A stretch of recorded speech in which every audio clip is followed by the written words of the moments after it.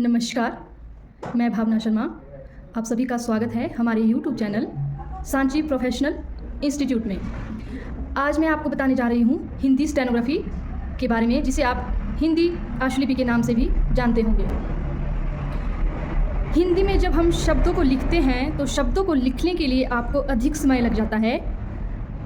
उस समय की बचत करने के लिए हमें हिंदी स्टेनोग्राफी में एक शब्द चिन्ह बनाए गए हैं, जिन्हें लिखने से हमारे समय की बचत हो जाती है।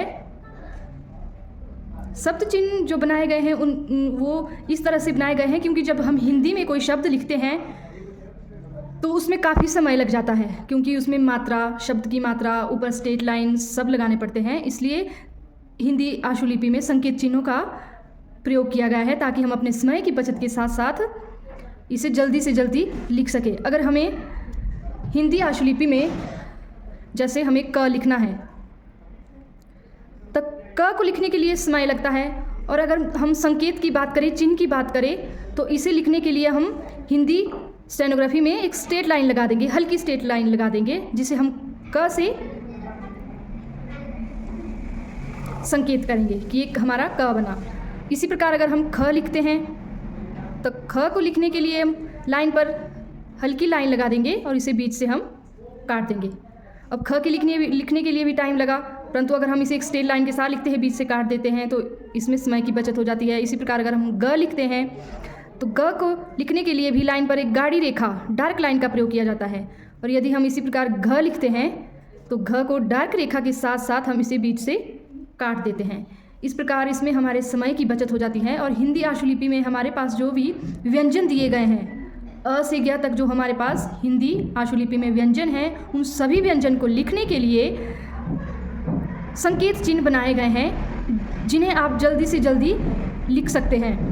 यदि आपको कोई भाषण या टॉपिक लिखना है तो उसमें आप मात्राओं का ध्यान रखते हुए शब्द की मात्रा, ऊपर स्ट्रेट लाइन, नीचे की मात्रा लगाने के लिए आपको बहुत समय लग जाता है। परंतु यदि आप इन सब चिन्हों का प्रयोग करते हैं तो आप अपनी रफ्तार के साथ इस लिपि को आसानी से लिख सकते हैं। इसी प्रकार अगर हम च लिखते हैं तो च को हम एक तिरछी रेखा लगाते हैं ऊपर से नीचे की ओर, हल्की तिरछी रेखा। छ लिखते हैं तो ऊपर से नीचे हल्की तिरछी रेखा और बीच से इसको हल्का सा काट दिया जाता है। ज लिखते हैं तो ज को हम डार्क लाइन से बनाते हैं, और इसी प्रकार यदि हम झ लिखते हैं तो झ को हम डार्क लाइन के साथ बीच से काट देते हैं। हिंदी आशुलिपि में इन चिन्हों को बनाने का यही उद्देश्य है कि हिंदी में मात्राओं को लगाने के लिए अधिक समय लग जाता है, और चिन्ह इसीलिए बनाए गए हैं ताकि आप संकेतों से और जल्दी से जल्दी इन्हें लिख सकें। इसके बाद हमारा आता है ट। ट को हम एक स्ट्रेट लाइन बना देते हैं ऊपर से नीचे सीधी, जो हमारी 90 डिग्री का कोण बनाता है। फिर आता है हमारा ठ। ठ को हम ऊपर से सीधे और हल्की लाइन बीच से काट देते हैं। इसी प्रकार ड। ड को गाढ़ी रेखा, डार्क लाइन से बनाते हैं, और ढ को डार्क लाइन के साथ बीच से काट देते हैं।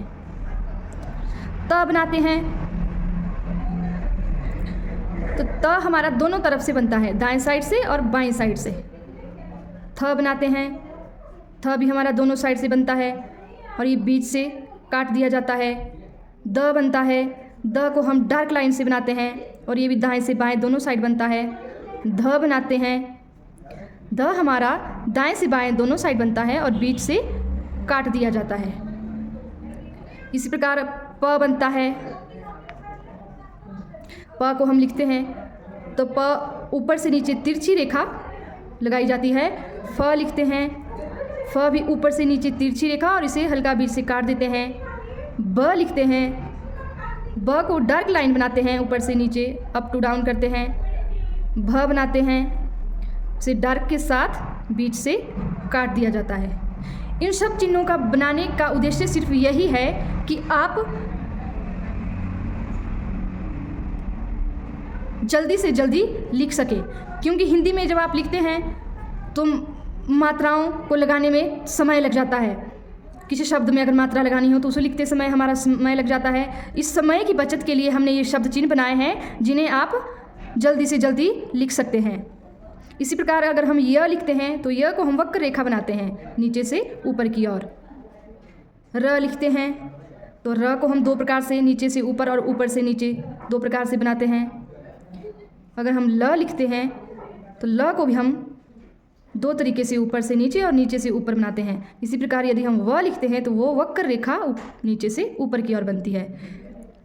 स लिखते हैं, स हमारा दोनों साइड से बनता है, बाएं से दाएं और दाएं से बाएं। ह लिखते हैं, ह हमारा दो तरीके से बनाया जाता है। यदि हम सिंपल ह लिखते हैं तो ह लिखने में काफ़ी समय लग जाता है, तो यदि हम इसे संकेत चिन्हों से लिखते हैं तो संकेत चिन्हों में इन्हें जल्दी से जल्दी हम बना सकते हैं। म लिखते हैं, म वक्र रेखा है हमारी, इसे हम लाइन पे बनाते हैं।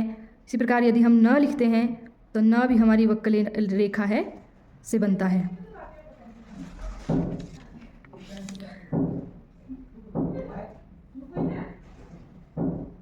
ये हमारे पास व्यंजन है और व्यंजन को चिन्हों के साथ बनाया गया है। ये जितने भी मैंने क वाली लाइन कवर्ग लिखा और च वाली लाइन चवर्ग लिखा है, ट वाली लाइन टवर्ग है, त वाली लाइन तवर्ग है और प वाली लाइन हमारी पवर्ग आ जाती है।